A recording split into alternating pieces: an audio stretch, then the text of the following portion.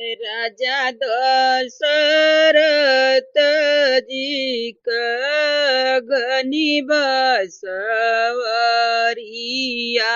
हो।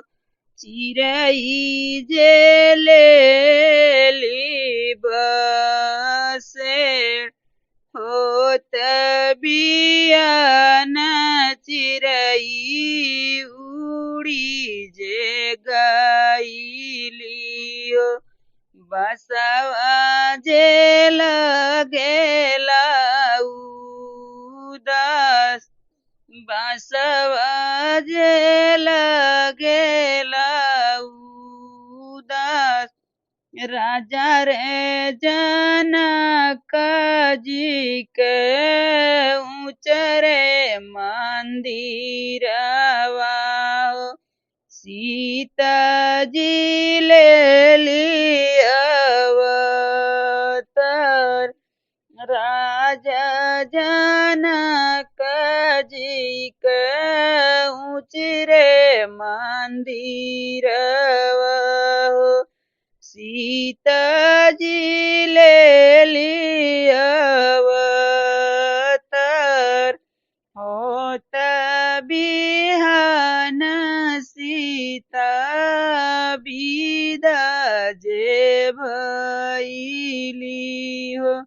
मंदिर लागेल उदास होत बिहान सीता बिदा जे भइली हो। मंदिर लागेला उदास सुतली माता हो उठी के बैठली हो।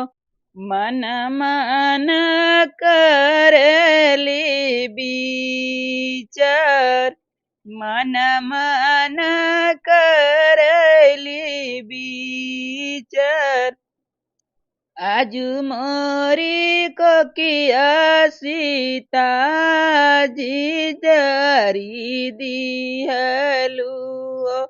बियाने ससुर ससु साथ सीता जी जाली हो ससुरार गलिया।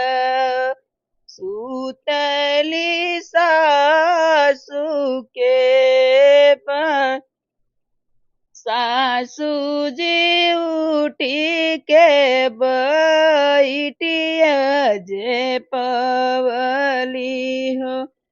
मन मन करैली विचार आजु मोरी को किया सुफल होई गईनी हो।